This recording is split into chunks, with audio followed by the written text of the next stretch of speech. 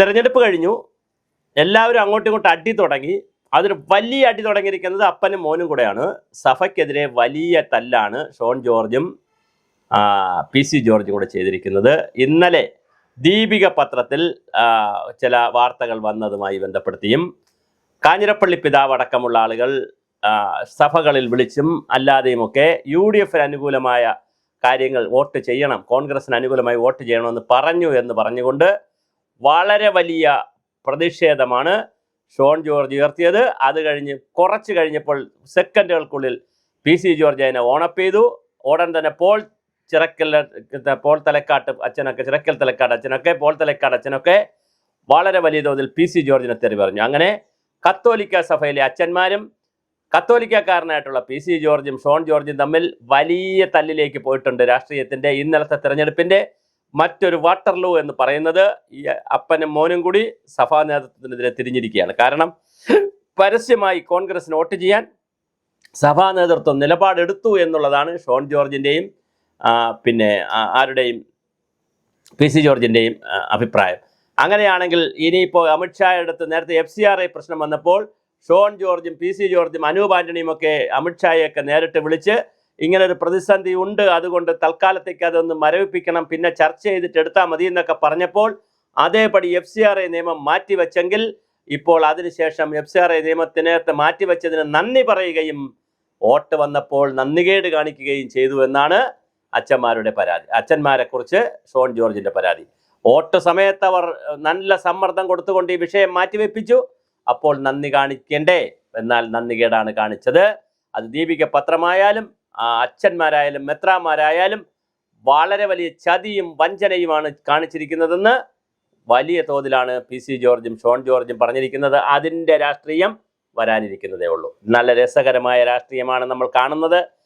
സഭാ നേതൃത്വവുമായി നല്ല രീതിയിലാണ് ഷോൺ ജോർജും അതുപോലുള്ള ആളുകളും പോയിക്കൊണ്ടിരുന്നത്. കാരണം നേരത്തെ ഛത്തീസ്ഗഡിലെ കന്യാസ്ത്രീ വിഷയമൊക്കെ വന്നപ്പോൾ വളരെ ഗൗരവതരമായ ഷോൺ ജോർജ് തന്നെ മുന്നിൽ നിന്ന് 2 കന്യാസ്ത്രീകളെ രക്ഷിക്കുന്ന കാര്യത്തിൽ, ജാമ്യത്തിൽ ഇറക്കുന്ന കാര്യത്തിലൊക്കെ വളരെ വലിയ തോതിലാണ് മുന്നിൽ നിന്നത്. പക്ഷെ അതൊക്കെ അങ്ങനെ ഇടയ്ക്കിടയ്ക്ക് ക്രിസ്ത്യൻ സമൂഹത്തിന് വേണ്ടി എന്ത് സഹായം ചെയ്തു കൊടുത്താലും വെള്ളത്തിൽ വരച്ച വര പോലെയാണ്. അവർ ചെയ്യില്ല. അവർ കാര്യം വരുമ്പോൾ UDFൻ്റെ കൂടെ നിന്ന് കളയും, അല്ലെങ്കിൽ LDFൻ്റെ കൂടെ നിന്ന് കളയുമെന്നാണ് ഷോൺ ജോർജിൻ്റെ പരാതി.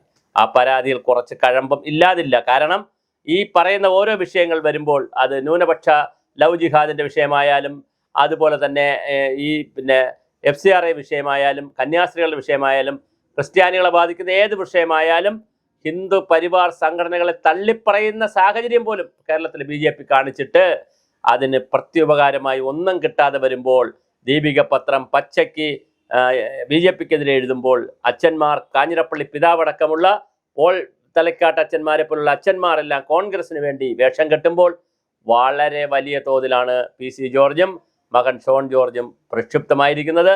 അവർ പറഞ്ഞു, അങ്ങനെയാണ് അച്ഛന്മാരുടെ രീതിയെങ്കിൽ നമുക്കും അങ്ങനെ തന്നെ ചിന്തിക്കാം. ഇങ്ങോട്ടിട്ടാൽ മാത്രമേ അങ്ങോട്ടുള്ളൂ. ഒരു പാലമിട്ടാൽ അതിൽ അങ്ങോട്ടും ഇങ്ങോട്ടുമുണ്ട് യാത്ര. ഇങ്ങോട്ട് മാത്രമല്ല, അങ്ങോട്ട് മാത്രമല്ല, ഇങ്ങോട്ട് എന്തെങ്കിലും തന്നേ പറ്റൂ എന്നുള്ള കൃത്യമായ രാഷ്ട്രീയം ഷോൺ ജോർജും PC ജോർജും ഇന്നലെ പുറത്തു വച്ചിട്ടുണ്ട്. അതിന് വരുന്ന ദിവസങ്ങളിൽ കേരള രാഷ്ട്രീയത്തിൽ വലിയ ചർച്ചയാകാൻ പോകുന്ന വലിയൊരു വിഷയമാണ് FCRI. ഇനി FCRIയിൽ എങ്ങനെയാണ് കേന്ദ്ര ഗവൺമെൻറ് നിലപാടെടുക്കുന്നറിയില്ല. ഒരുപക്ഷെ ഷോൺ ജോർജും അനൂപ് ആൻ്റണിയും PC ജോർജും വിചാരിച്ചത്ര വോട്ട് പിടിച്ചില്ല എങ്കിൽ അത് മാർത്തോമയുടെ പിന്നെ തിരുവല്ലയിലെ മാർത്തോമയുടെ വോട്ടാവട്ടെ, പാലായിലെയും പിന്നെ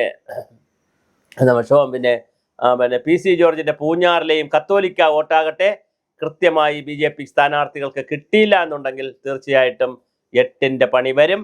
ആ പണി വരുമ്പോൾ നമുക്ക് കാണാം, അങ്ങോട്ടില്ലെങ്കിൽ ഇങ്ങോട്ടുമില്ല, ഇങ്ങോട്ടില്ലെങ്കിൽ അങ്ങോട്ടുമില്ല എന്ന് പറയുന്ന വളരെ കൃത്യമായ ഒരു പൊളിറ്റിക്കൽ സറ്റയറാണ് ഇപ്പം നടന്നുകൊണ്ടിരിക്കുന്നത്. ഒരു രാഷ്ട്രീയ നാടകമാണ് നടക്കുന്നത്, പൊളിറ്റിക്കൽ ഡ്രാമയാണ് നടക്കുന്നത്. ഞങ്ങളെ ഉപദ്രവിച്ചാൽ ഞങ്ങൾ ഉപദ്രവിക്കും, ഞങ്ങൾ കൈവിട്ട് കളയും എന്നുള്ള ഒരു ഭീഷണി അങ്ങോട്ടും ഇങ്ങോട്ടുമുണ്ട്. എന്തായാലും നമുക്ക് വരും ദിവസങ്ങളിൽ തന്നെ വരും വരായികകൾ കാത്തിരുന്ന് കാണാം. FCRI കേസ് മുറുകുമോ? അങ്ങനെ മുറുകിയാൽ ക്രിസ്തീയ സഭകൾക്ക് കീഴിലുള്ള സന്നദ്ധ സംഘടനകൾക്ക് ഉപദ്രവം വരുമോ?